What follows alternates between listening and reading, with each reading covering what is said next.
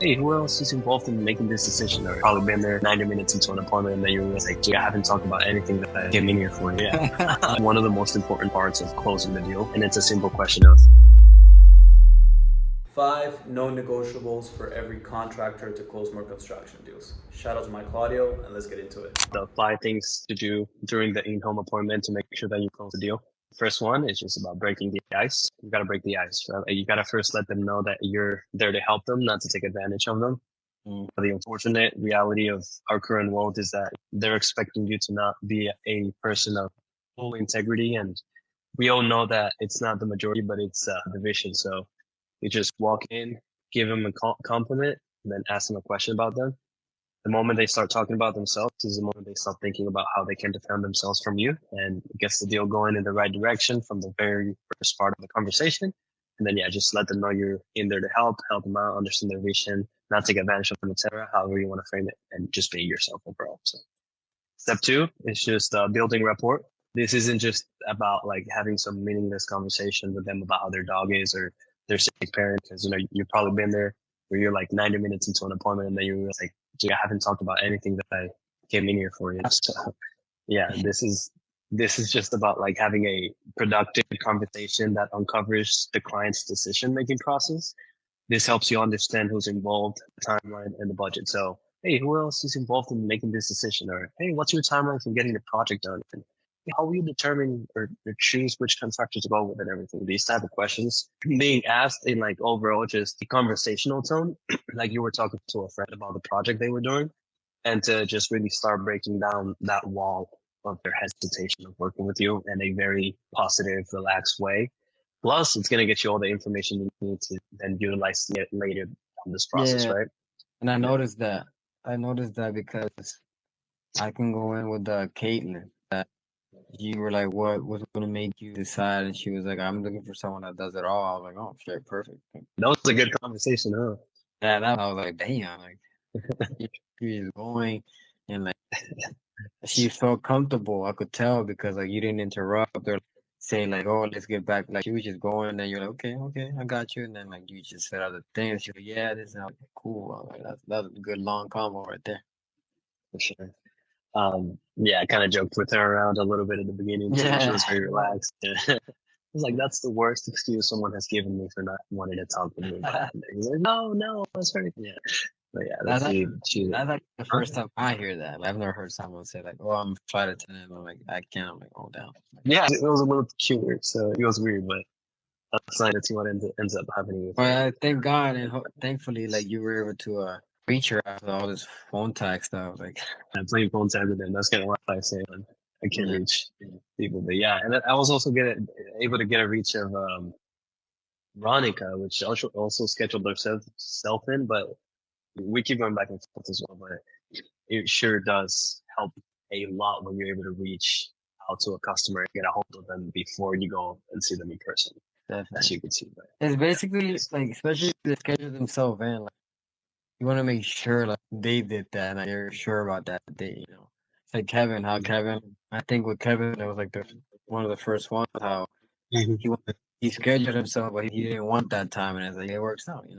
Yeah, exactly. Yeah. So not also like the main reason to reach out to, it doesn't matter if they book themselves in or they just opted in. It's just for me to qualify them aggressively. There's some people who schedule themselves in, but are actually like very serious about anything about buying, and you're just gonna end up going in there and wasting your time. So you can immediately tell when somebody's actually like serious, and when they immediately start talking about what they want to get done, and then they open up to me, and I'm like, some people obviously like are a little more closed up at the beginning, but that's kind of like the whole purpose, like Yeah, letting yeah. them Like, know and we're just trying to help out and everything. So the third thing to do in this like 5 step process is collect information. Obviously you might think like, well, David, of course I need to collect information to close the deal, but it's really more about how you do it. Gathering information is crucial, but should be done in a way that also adds value to the client. So when you're going through the meeting and you're just like taking notes, not really giving any feedback, the client will then like take control of the situation. So while you're getting information from them, you're make sure you're like giving them value added suggestions or letting them know that what they want to do, want work in their scenario and why. So an example could be like, hey, I see you want marble countertops. So with your high traffic kitchen, have you considered like quartz or it's more durable and low maintenance for everyday use. Have you thought of that or something like that? And then just providing value in mid conversation. And then also make sure you collect contact information, but also who's involved and like how they want to be communicated with. This makes like the follow ups a lot easier and helps you manage their expectations. Like for Nita, like she was like, hey, I don't really use email, so I can like actually not spend a lot of time trying to follow up with her through email. I know she doesn't use it. So yeah, this is very helpful as well. The four part of this is just a soft close. This is one of the most important parts of closing the deal. So you've broken the ice, you've built rapport, and you've collected their information. This is just a really simple way to test how likely they are to buy. And it's a simple question of, hey, if I can do X by Y within Z budget, because you should have collected that information already, are you prepared to move forward with this? A lot of times you can't give a price in person like we were talking about. Some people can, a lot of people can't. You gotta go back and then go work through your proposal, give the designs, and go through the whole estimate creation process. If you can like give the price in there, it would just be like soft close and then have a bit more conversation and then get close. But in terms of the soft close example, it would be like, hey, so if I can do everything that we talked about within your budget and in this timeline, are you prepared to move forward with us? Doing like this technique uncovers objections early, allowing you to address them before you formally present a proposal. So if the client responds positively, you're in a strong position. If they hesitate, it provides insight into any potential competition or additional objections that they might be having, like, needing an approval from like their husband or something. And then if you never ask them if they're actually ready to do business with you, a lot of people are afraid to do this, but if you never do, you'll never truly understand their objection. So, because, like everybody's a fan until it's time to sign a check and pay you for something. So then their priorities start to come out. And it's like doing this pushes them to start this conversation a little bit sooner so that you can actually uncover what you need to do to differentiate yourself and overcome those objections as early as you can. So, and yeah.